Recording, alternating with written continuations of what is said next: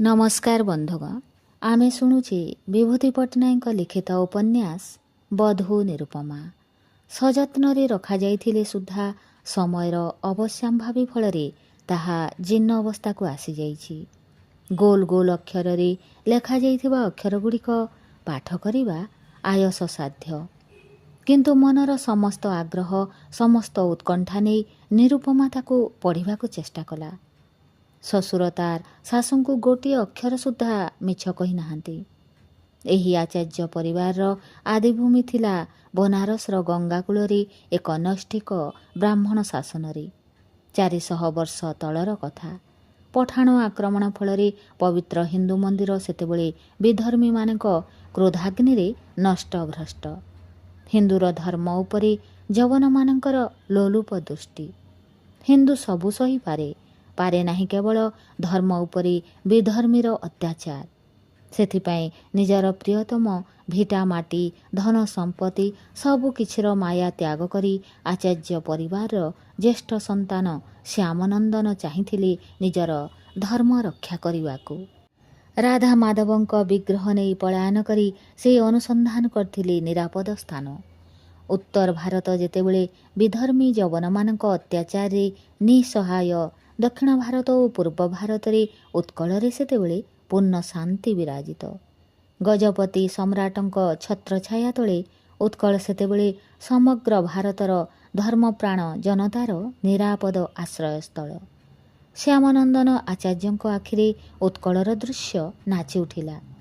जगन्नाथ धाम उत्कल, सर्वभारतीय संस्कृतिर मिलन तीर्थ उत्कल तांक हृदय को कला आलोडित। काल विलंब न करी एक अमावास्या तिथिर निशार्धरे से राधा माधवंक विग्रह को सांगरे धरी सपरिवार पळे आसिले एई जगन्नाथंक देशको। पछरे रहीगला निजर आदि बासभूमि, धन संपत्ति, बासगृह सबु किछि। विस्मୟରେ विमोहित दृष्टि निरुपमा से पृथुल पोथीर पृष्ठा गुड़िक पढ़ी चलीथिला।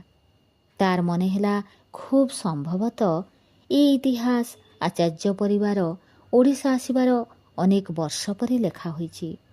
सेतेबेले हुएत बनारसर से उत्तर भारतीय हिंदू परिवार इतिहास जीर्ण होई गलाणी। बहु वर्ष धरी बसवास करी रहिबा परे नूतन आचार्य परिवार होई उठिचंती संपूर्ण ओडिया।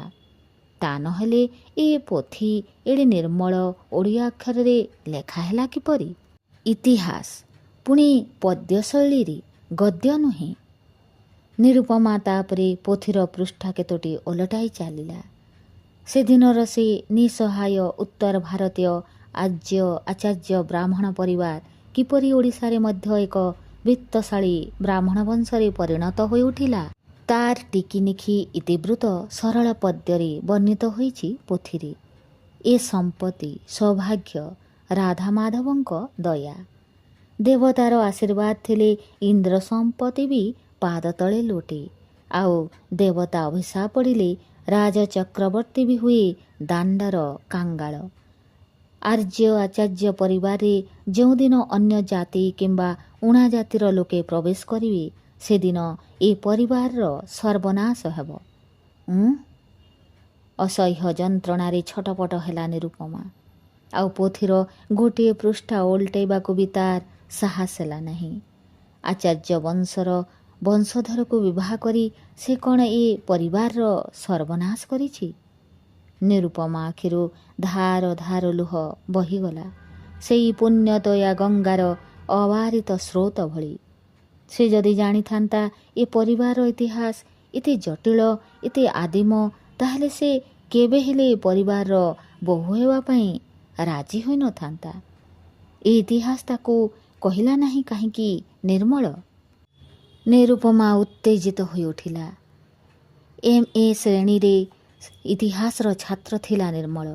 भारत वर्ष, यूरोप, आफ्रिका सबु देशर सबु समयर इतिहास पढ़ी से विश्वविद्यालय कृतित्व लाभ करिथिला। केवल से पढ़ी नथिला निज वंश इतिहास। ए पोथी केवल राधा माधवंक गादी रे पूजा हेबाकू थिला, पढ़ा हेबाकू नुहे। निज वंशर इतिहास अछि कि नाही ସେ କଥା ଜାଣେ ନାହିଁ ନିରୁପମା। ନିଜେ ଆର୍ଯ୍ୟ ବ୍ରାହ୍ମଣ ଘରେ ଜନ୍ମ ନ ହୋଇ ପାପ କରିଛି ବୋଲି ଦିନେ ସୁଦ୍ଧା ସେ ଭାବି ନାହିଁ। ସେ କଥା ଚିନ୍ତା କରିବାର ସୁଯୋଗ ତାର ନଥିଲା। ଜାତି ହିଁ ତାର ଜୀବନକୁ ନିୟନ୍ତ୍ରଣ କରିବ ଏକଥା କେବେ କଳ୍ପନା ସୁଦ୍ଧା କରିନଥିଲା ସେ। ଆଜି କିନ୍ତୁ ତାକୁ ସେ କଥା ବିଚାର କରିବାକୁ ହେବ। କାରଣ ଜଟିଳ ସାମାଜିକ ଜୀବନର ବ୍ୟୁହ ମଧ୍ୟରେ ସେ ଆଜି ଛନ୍ଦି ହୋଇ ପଡ଼ିଛି। କେଉଁ କାଳର ଲେଖା ଏକ ତାଳପତ୍ର ପୋଥି ଆଜି ତାର ସୁଖୀ ପାରିବାରିକ ଜୀବନକୁ ନଷ୍ଟ କରିଦେବ ବୋଲି ଧମକାଉଛି। ସେ ଆଜି ବୁଝିଛି ଶାଶୁଙ୍କର ତା ପ୍ରତି ସୃଷ୍ଟି ହୋଇଥିବା ବିତୃଷ୍ଣା କେବଳ ଗତାନୁଗତିକ ଶାଶୁ ବୋହୂ ମତାନ୍ତର ଯୋଗୁଁ ନୁହେଁ। ଏଥିପାଇଁ ଏ ଆଚାର୍ଯ୍ୟ ପରିବାରର ଅତୀତ ଇତିହାସ ହିଁ ଦାୟୀ। କେବଳ ଶ୍ରମ ଓ ସେବା ଦ୍ୱାରା ସେ ଏ ଦୂରତ୍ୱର ପାହାଡ଼କୁ ଘୁଞ୍ଚେଇ ଦେଇ ପାରିବ ନାହିଁ। ହୁଏତ ସାରା ଜୀବନ ହନ୍ତସନ୍ତ ହୋଇ ତାକୁ ଏହାର ମୂଲ୍ୟ ଦେବାକୁ ହେବ। ବିନା ଅପରାଧରେ ସେ ଆଜି ଏହି ଅନ୍ଧ ସାମାଜିକତାର ଶିକାର ହୋଇଯାଇଛି। ଏଥିରୁ ମୁକ୍ତି ନାହିଁ। ନିରୁପମା ପୋଥିଟାକୁ ବାନ୍ଧି ରଖିଦେଲା। ଚିତ୍ ହୋଇ ଶୋଇ ଚିନ୍ତା କରିବାକୁ ଲାଗିଲା ନିଜର ଭବିଷ୍ୟତ। ବିଶ୍ୱବିଦ୍ୟାଳୟର ଉପାଧିଧାରିଣୀ ଶିକ୍ଷିତା ନାରୀ ସେ କ'ଣ ଏଇ ସଂକୀର୍ଣ୍ଣ ଜାତିଆଣ ଭାବକୁ ଡରି ହାରିଯିବ? ବଞ୍ଚିବାର ନୂଆ ରାସ୍ତା କ'ଣ ତା ଆଖି ଆଗରେ କିଛି ନାହିଁ? ନିର୍ମଳକୁ ଦାୟୀ କରି କିଛି ଲାଭ ନାହିଁ। ତା ଭଳି ମଧ୍ୟ ସେ ଶିକ୍ଷିତ ସଭ୍ୟ। ଏ ଜାତିଆଣ ସଂକୀର୍ଣ୍ଣତା ତାର ପୌରୁଷକୁ କଳଙ୍କିତ କରିପାରିନଥିଲା। ସେଥିପାଇଁ ଏତେ ସରଳ ବିଶ୍ୱାସରେ ଘରର ସମସ୍ତ ପ୍ରତିବନ୍ଧକ ସତ୍ତ୍ୱେ ସେ ତାକୁ ବିବାହ କଲା। ନିଜ ପ୍ରିୟତମର ସେ ନିର୍ମଳ ଭଲ ପାଇବାକୁ ସେ ଏଥିପାଇଁ ଭୁଲ ବୁଝିପାରିବ ନାହିଁ।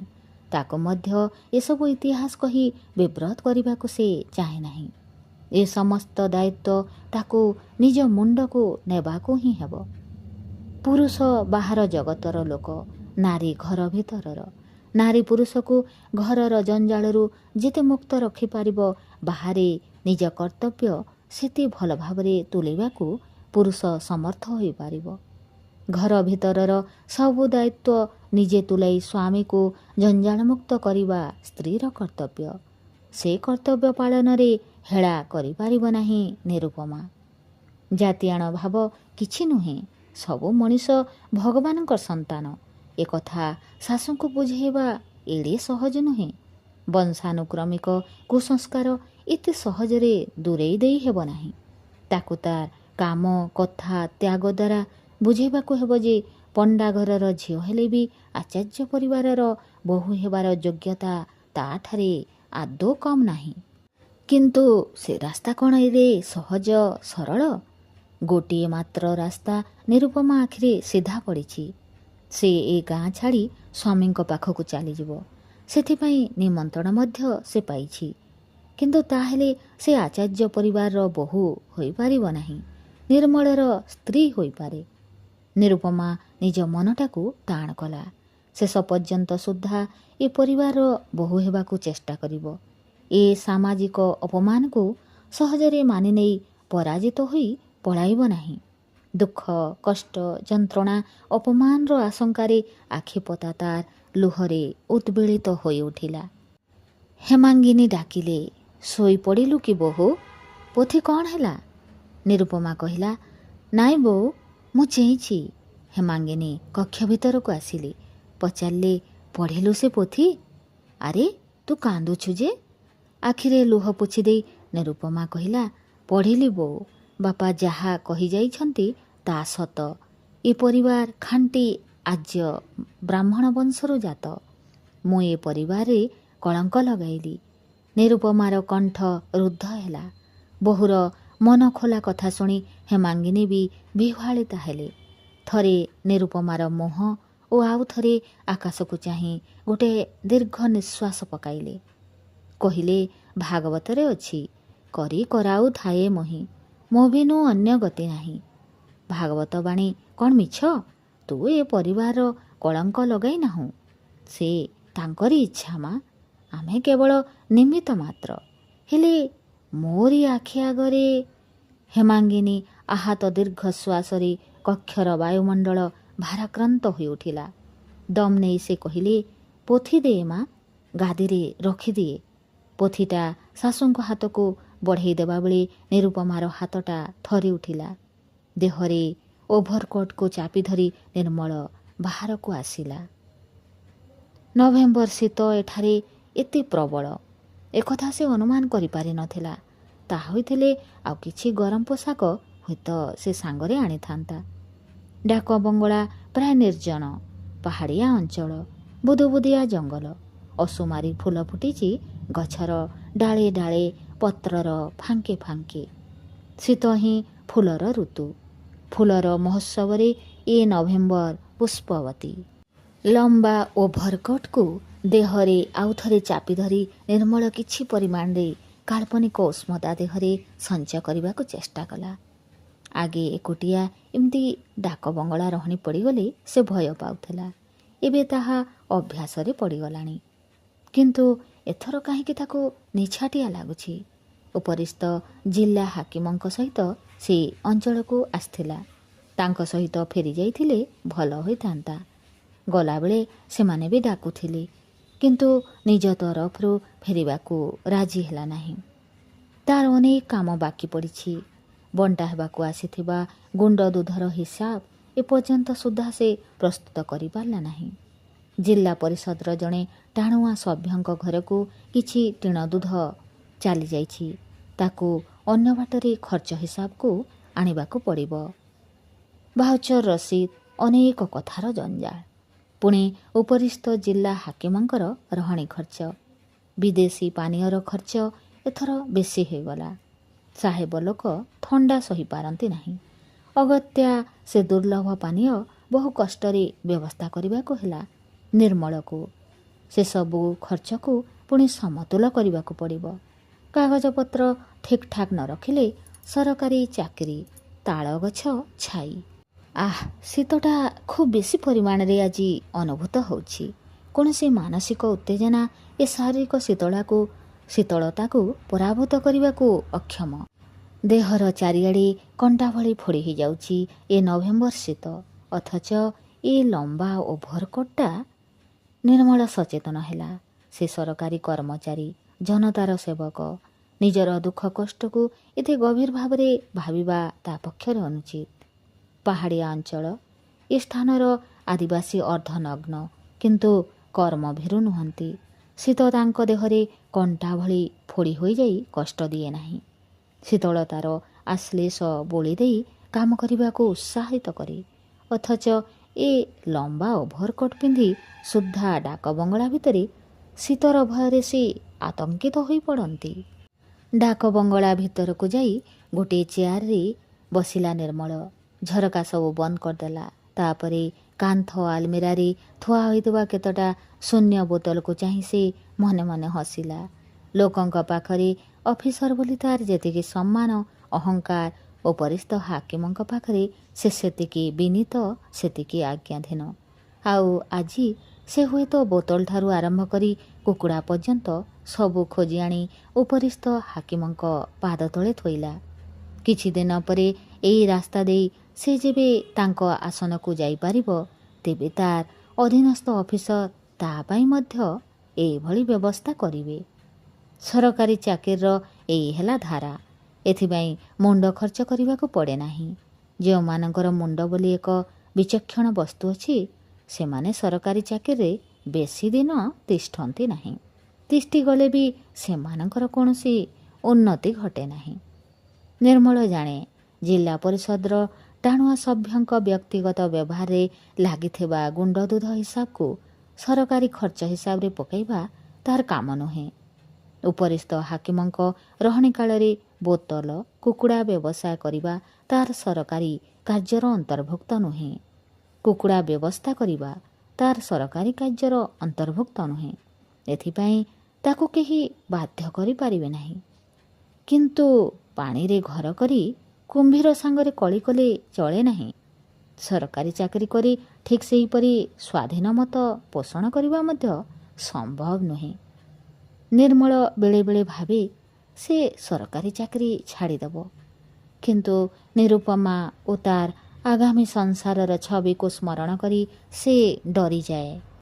ଗାଁରେ ଥିବା ସମ୍ପତ୍ତିରେ ହୁଏତ ତାହାର ପେଟ ଉପୋଷା ରହିବ ନାହିଁ, କିନ୍ତୁ ସମ୍ମାନ ମିଳିବ ନାହିଁ। ସରକାରୀ ଚାକିରି କେବଳ ବଞ୍ଚିବାର ଆର୍ଥିକ ସମ୍ବଳ ଯୋଗାଏ ନାହିଁ, ସାମାଜିକ ସମ୍ମାନ ମଧ୍ୟ ବୃଦ୍ଧି କରେ। ଜେଜେଙ୍କର ଯଜମାନୀ ଯାଇଥିଲା, ନନାଙ୍କର ଜମିଦାର ମଧ୍ୟ ଗଲା। ସରକାରୀ ଚାକିରିକୁ ବାଦ ଦେଲେ ଆଉ କେଉଁ ବାଟ ତା ପାଇଁ ଖୋଲା ଅଛି?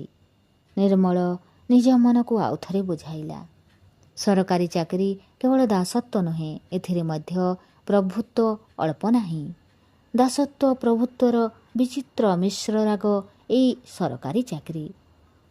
ସ୍ୱାଧୀନଚେତା ଲୋକ ଏଥିରେ ସହଜରେ ପଶିବାକୁ ଚାହାନ୍ତି ନାହିଁ, କିନ୍ତୁ ଥରେ ପ୍ରବେଶ କଲା ପରେ ଆଉ ପ୍ରସ୍ଥାନ କରିବାକୁ ମଧ୍ୟ ଇଚ୍ଛା କରନ୍ତି ନାହିଁ।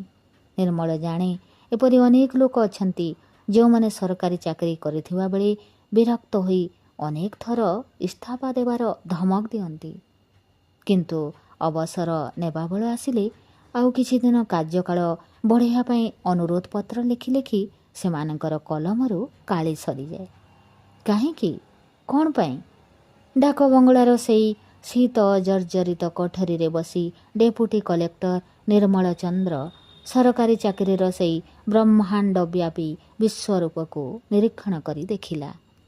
ମନେ ପକାଇଲା, ସରକାରକୁ ଚଳାଇବା ପାଇଁ ବିଦେଶୀ ସରକାର ହୁଏତ ଏ ସରକାରୀ ଚାକିରି ସଂସ୍ଥାର ମୂଳଦୁଆ ପକାଇଥିଲେ, କିନ୍ତୁ କାଳକ୍ରମେ ଆଜି ଏହି ସଂସ୍ଥା ଏପରି ସର୍ବବ୍ୟାପୀ ସର୍ବଶକ୍ତିମାନ ରୂପ ଧାରଣ କରିଛି ଯେ ସରକାରଙ୍କୁ ବାଦ ଦେଲେ ଦେଶର ଶାସନ ଚାଲିବ, କିନ୍ତୁ ସରକାରୀ ଚାକିରିଆଙ୍କୁ ବାଦ ଦେଲେ ଅବସ୍ଥା ଅଚଳ। ମନେ ମନେ ଏହି ସରକାରୀ ଚାକିରିର ଜୟଗାନ କଲା ନିର୍ମଳ। ତାପରେ ନିଶବ୍ଦରେ ଉଠି ଛାତି ଉପରେ ହାତକୁ ଛକ୍ କରି ସେ ବାହାରକୁ ପଳାଇ ଆସିଲା। କାମ ଅନେକ ବାକି, କିନ୍ତୁ କିଛି କରିବାକୁ ସ୍ପୃହା ଆସୁନାହିଁ। ବାବୁ, ନିର୍ମଳ ଫେରି ଚାହିଁଲା। ଡାକ ବଙ୍ଗଳାର ପିଅନଟା ସନ୍ତ୍ରସ୍ତ ଭାବରେ ଠିଆ ହୋଇଛି, ଓଠରେ ତାର ଉତ୍ସୁକ ପ୍ରଶ୍ନର ଇଙ୍ଗିତ। ମୋତେ ଡାକୁଥିଲୁ? ହଁ ଆଜ୍ଞା। ଏ ଜିନିଷଟା। ନିର୍ମଳ ହାତକୁ ସେ ବଢ଼େଇଦେଲା ଗୋଟିଏ ସୁନାର ଲକେଟ୍। ନିର୍ମଳର ଚିହ୍ନିବାରେ ବିଳମ୍ବ ହେଲା ନାହିଁ। ଏ ଲକେଟ୍ ସ୍ୱାସ୍ଥ୍ୟ ପରିଦର୍ଶିକା ମିସ୍ ମାୟା ବାନାର୍ଜୀଙ୍କର। ହୁଏତ ଭୁଲରେ କେମିତି ପଡ଼ିଯାଇଥିଲା। ସୁନାର ମୂଲ୍ୟବାନ ଲକେଟ୍ ପାଇ ସୁଦ୍ଧା ଆତ୍ମସାତ ନ କରି ଫେରାଇ ଦେଇଥିବାରୁ ସେ ପିଅନର ସାଧୁତାକୁ ମନେ ମନେ ଖୁବ୍ ପ୍ରଶଂସା କଲା। ବୁଢ଼ା ଲୋକ, ଆଦିବାସୀ, ଲୋଭର ସର୍ବଗ୍ରାସୀ କ୍ଷୁଧା ସେଥିପାଇଁ ତାଙ୍କୁ ବୋଧହୁଏ ଅମଣିଷ କରି ନାହିଁ। ପିଅନ ଚାଲିଯାଇଥିଲା। ସୁନାର ସେ ଚକ୍ ଚକ୍ ଲକେଟ୍ଟାକୁ ନିରୀକ୍ଷଣ କରି ମିସ୍ ବାନାର୍ଜୀଙ୍କ କଥା ମନେ ପକାଉଥିଲା ନିର୍ମଳ। ଭାରି ଭଦ୍ର ମିଷ୍ଟଭାଷିଣୀ ମହିଳା। ଅଳ୍ପ କେଇଥର ପରିଚୟ ମଧ୍ୟରେ ସେ ନିର୍ମଳକୁ ବେଶ୍ ପ୍ରଭାବିତ କରିପାରିଛନ୍ତି। ସ୍ୱାସ୍ଥ୍ୟ ପରିଦର୍ଶିକା ଭାବରେ ପରିବାର ନିୟନ୍ତ୍ରଣ ଯୋଜନା କାର୍ଯ୍ୟକାରୀ କରିବା ଦାୟିତ୍ୱରେ ସେ ଏ ଅଞ୍ଚଳରେ ଅଛନ୍ତି। ଜିଲ୍ଲାର ଉପରିସ୍ଥ ହାକିମଙ୍କର ସେ ପ୍ରିୟ ପାତ୍ରୀ। ଯୁଆଡ଼େ ଗସ୍ତରେ ଗଲେ ସେ ମିସ୍ ବାନାର୍ଜୀଙ୍କୁ ସାଙ୍ଗରେ ନେଇଯାଆନ୍ତି। ଏ ଅଞ୍ଚଳର ଲୋକଙ୍କ ସ୍ୱାସ୍ଥ୍ୟ ନୁହେଁ, ହାକିମଙ୍କ ସ୍ୱାସ୍ଥ୍ୟ ପରିଦର୍ଶନ ହିଁ ତାଙ୍କର ପ୍ରଧାନ କାର୍ଯ୍ୟ ହୋଇ ଉଠିଛି। ସେଥିପାଇଁ ମିସ୍ ବାନାର୍ଜୀ ତା ପାଖରେ ଅନୁଯୋଗ କରୁଥିଲେ। ଜିଲ୍ଲା ହାକିମ ସାହେବଙ୍କର ଅନେକ ପ୍ରକାର ରୋଗ, ରକ୍ତଚାପଠାରୁ ଆରମ୍ଭ କରି ଯକୃତ ଯନ୍ତ୍ରଣା ପ୍ରଭୃତି ଜଟିଳ ରୋଗ। ଔଷଧ ଅପେକ୍ଷା ଶୁଶ୍ରୂଷା ତାଙ୍କର ଏ ବୃଦ୍ଧ ବୟସରେ ବେଶୀ ଦରକାର। ମିସ୍ ବାନାର୍ଜୀ କନ୍ୟା ଭଳି ପାଖେ ପାଖେ ରହି ସବୁବେଳେ ସେବା କରନ୍ତି। ଫଳରେ ନିଜ କର୍ତ୍ତବ୍ୟ ସେ କରିପାରୁନାହାନ୍ତି ବୋଲି ଦୁଃଖ କରୁଥିଲେ। ନିଜେ ଜିଲ୍ଲାରୁ ବଦଳି ହୋଇଯିବା ପାଇଁ ଥରେ ଚେଷ୍ଟା ମଧ୍ୟ କରିଥିଲେ, କିନ୍ତୁ ସାହେବଙ୍କ ଚେଷ୍ଟା ଫଳରେ ତାହା ବ୍ୟର୍ଥ ହେଲା। ମିସ୍ ବାନାର୍ଜୀ କହୁଥିଲେ, ମୁଁ ରାକ୍ଷସ ଆଉ ଗଭୀର ସମୁଦ୍ର, ଏ ଦୁଇଟି ବିପଦ ମଝିରେ ନିଃସହାୟ ଭାବରେ ଠିଆ ହୋଇଛି। ଗୋଟିଏ ପାଖରେ ମୋ ନିଜର କର୍ତ୍ତବ୍ୟ, ଅପରପକ୍ଷରେ ଜିଲ୍ଲା ସାହେବଙ୍କ ସ୍ୱାର୍ଥପରତା। ଏ ଦୁଇଟି ଦିଗର ଚାପରେ ମୁଁ ପେଶୀ ହୋଇଯାଉଛି। ଅଫିସରମାନେ ସ୍ୱାର୍ଥପର ହେଲେ ଉପାୟ କ'ଣ? ଏଥିପାଇଁ ପୁଣି ବାହାର ଲୋକଙ୍କ ସମାଲୋଚନା ବି ମୋତେ ସହିବାକୁ ହେଉଛି। ମିସ୍ ବାନାର୍ଜୀଙ୍କ ଅନୁଯୋଗର ଆନ୍ତରିକତାରେ ମୁଗ୍ଧ ହୋଇଥିଲା ନିର୍ମଳ। କର୍ତ୍ତବ୍ୟ ପ୍ରତି ଏପରି ପ୍ରଗାଢ଼ ନିଷ୍ଠା ଦେଖି ନିଜେ ଅନୁପ୍ରାଣିତ ହୋଇଥିଲା। ମିସ୍ ବାନାର୍ଜୀ ବାସ୍ତବରେ କର୍ମରଙ୍କୁଣୀ। କାମ ନଥିଲେ ସେ ରୁଗ୍ଣ ବୋଧ କରନ୍ତି। ନିନ୍ଦା ପ୍ରଶଂସାକୁ ଖାତିର ନ କରି କାମ କରିଯିବା ତାଙ୍କର ଏକ ପ୍ରକାରର ନିଶା। ତିଳକୁ ତାଳ କରିବା ଲୋକଙ୍କର ଗୋଟେ ଅଭ୍ୟାସ। ମିସ୍ ବାନାର୍ଜୀଙ୍କୁ ନେଇ ତା ନାମରେ ମଧ୍ୟ କମ୍ ଚୁପଚାପ କଥାବାର୍ତ୍ତା ହୋଇନି। ଆଉ ସେ ଜାଣେ ଏ ଅପପ୍ରଚାର ହିଁ ତାଙ୍କ ନିଜ ଅଫିସରୁ ଆରମ୍ଭ ହୋଇଥିଲା। ମିସ୍ ବାନାର୍ଜୀ ସେ ଦୃଷ୍ଟିରୁ ଦୁଃସାହସୀ। ସେ ଯୁକ୍ତି କରନ୍ତି ଅନ୍ଧବିଶ୍ୱାସ ମାନସିକ ସଂକୀର୍ଣ୍ଣତା ଲୋକଙ୍କ ଭିତରୁ ଦୂର ନ କଲେ କୌଣସି ଅର୍ଥନୈତିକ ଯୋଜନା ସଫଳ ହେବ ନାହିଁ। ବିଶେଷତଃ ପରିବାର ନିୟନ୍ତ୍ରଣ ଯୋଜନା ଭଳି ଜଟିଳ ସମସ୍ୟାକୁ ଲୋକଙ୍କ ଆଗରେ ଥୋଇଲା ବେଳେ ରୀତିମତ ଦୁଃସାହସ ଥିବା ଦରକାର। ଗାଁ ଲୋକ ମୋତେ କ'ଣ କହନ୍ତି ଜାଣନ୍ତି? କହନ୍ତି, ତମେ ତ ମା ବାହା ହୋଇନାହଁ, ପିଲା ଜନ୍ମ ବିଷୟରେ କ'ଣ ଜାଣ? ଆଉ ତାର ନିୟନ୍ତ୍ରଣ ବିଷୟରେ ତମ ଉପଦେଶ ଆମେ କାହିଁକି ଶୁଣିବୁ? ଆପଣ ଏ ପ୍ରଶ୍ନର କ'ଣ ଉତ୍ତର ଦେବେ କୁହନ୍ତୁ? କଥା କହିସାରି ମିସ୍ ବାନାର୍ଜୀ ହସି ପକାଇଥିଲେ। ତାଙ୍କ ହସ ସତରେ ଲମ୍ବାଳିଆ ମୁହଁକୁ ବେଶ୍ ମାନେ। ନିର୍ମଳ ମିସ୍ ବାନାର୍ଜୀଙ୍କ ସେ ସଦା ଉତ୍ଫୁଲ୍ଲ କର୍ମଚଞ୍ଚଳ ମୁହଁଟିର ଦୃଶ୍ୟ ସ୍ମରଣ କରି ଲକେଟ୍କୁ ଟେବୁଲ ଡ୍ରୟରେ ରଖିଦେଲା। ଡାକ ବଙ୍ଗଳାର ଚତୁଃପାର୍ଶ୍ୱ ଘେରି ରାତ୍ରି ଆସିଲା। ନିର୍ଜନ ଡାକ ବଙ୍ଗଳାରେ ରାତ୍ରିଟା ମନେ ହେଲା ଏକ ରହସ୍ୟମୟୀ ରାକ୍ଷସୀ ଭଳି। ଶୂନ୍ୟତା ଶୀତଳତାରେ ନିର୍ମଳର ସୁନିଦ୍ରା ହେଲା ନାହିଁ। ମିସ୍ ବାନାର୍ଜୀଙ୍କ ବଦଳରେ ମନେ ପଡ଼ିଲା ନିରୁପମାର କଥା। ଗସ୍ତରୁ ଫେରି ବସାରେ ପାଦ ଦେଲେ ଆତ୍ମୀୟ ସ୍ୱଜନକୁ ଦେଖି ସବୁ ଦୁଃଖ ଭୁଲି ହୋଇଯାଏ। ଅବସାଦ ବଦଳରେ ପ୍ରସନ୍ନ ପ୍ରଶାନ୍ତିରେ ଭରି ଉଠେ ଦେହ ମନ। ସେ ଦେଖିଛି କଲେଜରୁ ଫେରିବା ସାମାନ୍ୟ ବିଳମ୍ବ ହେଲେ କିପରି ଉଦ୍ବେଗରେ ଅସ୍ଥିର ହୋଇ ଉଠନ୍ତି ଶ୍ୟାମଳୀ ନୂଆଓ।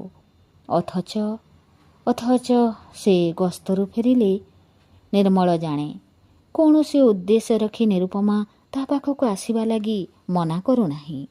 ବୋଉ ପ୍ରତି ପରିବାର ପ୍ରତି ତାହାର କର୍ତ୍ତବ୍ୟ ସେ ପାଳନ କରୁଛି।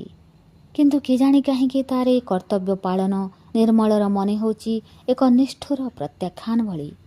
ବାହାଘର ପରେ ଶିକ୍ଷିତା ବୋହୂ ସ୍ୱାମୀ ସହିତ ସହରକୁ ପଳାଇ ଆସିବାକୁ ବ୍ୟସ୍ତ ହୋଇ ଉଠନ୍ତି। ଏଥିରେ ଥାଏ ତାଙ୍କ ସ୍ୱାମୀ ପ୍ରୀତିର ଗଭୀର ବ୍ୟଞ୍ଜନା। ଏ ଧାରଣା ଶୁଣି ଶୁଣି କିପରି ତା ମନରେ ବଦ୍ଧମୂଳ ହୋଇଯାଇଥିଲା। ନିରୁପମା ତାର ସେ ଧାରଣା ବଦଳାଇ ଦେବା ପରେ ତା ମନ କେଜାଣି କାହିଁକି ଅବୁଝା ଅଭିମାନରେ ଭରି ଉଠୁଛି।